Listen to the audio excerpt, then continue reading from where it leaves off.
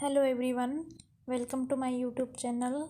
जैसा कि हम एचपीएससी पीजीटी हिस्ट्री की सब्जेक्टिव एग्ज़ाम की तैयारी कर रहे हैं, तो उसमें आज का क्वेश्चन है 1857 के विद्रोह के कारणों की विवेचना कीजिए। तो इसमें हम भूमिका लिखेंगे कि 1857 ईस्वी के विद्रोह को ब्रिटिश भारत के औपनिवेशिक इतिहास का महाविभाजक काल कहा जाता है। यह विद्रोह कंपनी की शोषणपूर्ण नीतियों का परिणाम था। यह विद्रोह उस राष्ट्रीय मुक्ति आंदोलन का प्रेरणा स्रोत बना जिसका परिणाम हमें वर्ष 1947 की आज़ादी से प्राप्त हुआ। कंपनी की शोषणकारी नीतियों के अंतर्गत भारतीय समुदाय के विभिन्न वर्ग, चाहे वह शासक वर्ग हो, मजदूर वर्ग हो, शिल्पी वर्ग हो, आम जनता हो आदि विभिन्न समुदाय कंपनी की साम्राज्यवादी नीतियों से असंतुष्ट हुए। और यह असंतोष जब चरम सीमा को पार कर गया तो वह विद्रोह के रूप में प्रस्फुटित हुआ।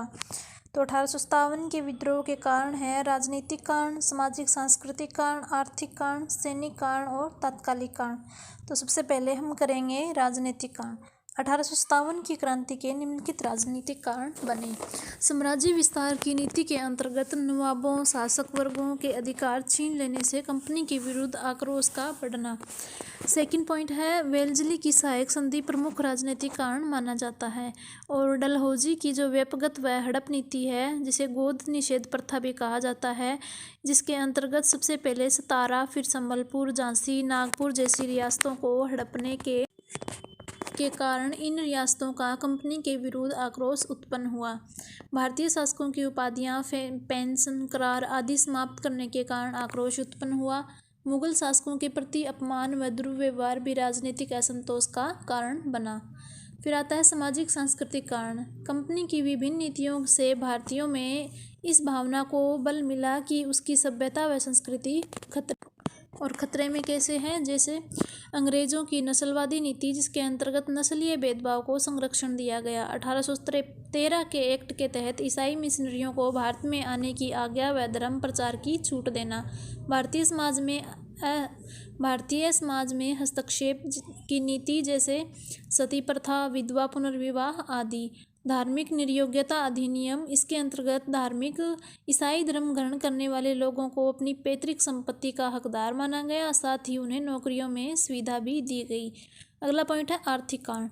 कंपनी की भू राजस्व नीति व शोषणकारी नीतियों ने आर्थिक शोषण पर अधिक बल दिया तथा विद्रोह के अनुकूल स्थिति पैदा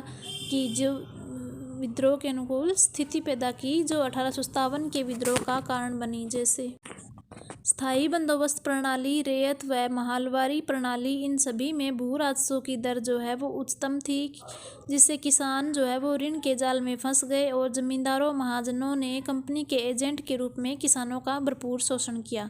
सेकंड पॉइंट है कि कंपनी ने अपने एजेंटों और गुमास्तों के माध्यम से व्यापारी वर्ग का शोषण किया और उन्हें न्यूनतम से न्यूनतम मूल्य पर सामान बेचने के लिए मजबूर किया, जिससे व्यापारी वर्ग भी भुखमरी व बेरोजगारी का शिकार होने लगे।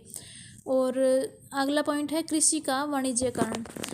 इसके अंतर्गत जो है वो खाद्यान्नों की बजाय नकदी फसलों को उगाया गया, जिससे अनाजों में कमी आई और सबसे निचले स्तर पर स्थापित कृषक वर्ग को सर्वाधिक नुकसान उठाना पड़ा। अगला पॉइंट है विऔद्योगिकरण। कंपनी की विभेदकारी आयात निर्यात की नीति, रेलवे की भूमिका, 1813 की मुक्त व्यापार नीति, इन सभी के आगे जो है वो भारतीय हस्तशिल्प उद्योग टिक नहीं पाए, जिससे भारतीय शिल्पी कारीगर बेरोजगार हो गए। नेक्स्ट पॉइंट है रेलवे का विकास। रेलवे ने भी भारतीय अर्थव्यवस्था के शोषण में अहम भूमिका निभाई, जैसे कच्चे माल को दूर दराज क्षेत्रों में प्राप्त कर बंदरगाहों तक और बंदरगाहों तथा इंग्लैंड की फैक्ट्रियों से बना जो तैयार माल है उसको वापस से दूर दराज के क्षेत्रों में स्थापित करना। फिर अगला पॉइंट है बम्बई का इनाम कमीशन। इसके अंतर्गत 20,000 जागीरें छीन ली गई, जिससे इन जागीरों पर निर्वाह करने वाले जो परिवार है वो बेरोजगार और गरीबी का जीवन जीने लगे। नेक्स्ट है सैनिक कारण।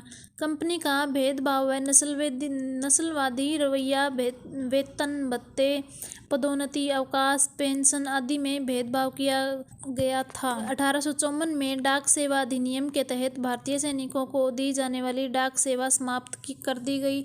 सेना के धार्मिक चिन्हों पर प्रतिबंध व ईसाई धर्म के प्रचार प्रसार हेतु प्रचारक जो है वो नियुक्त किए गए। सामान्य सेवा अधिनियम 1856 कैनिंग में कंपनी जो कैनिंग लेके आया था उसमें कंपनी में जो सेवा देने वाले भारतीय सैनिक हैं उनके लिए समुद्र पार करना अनिवार्य कर दिया गया।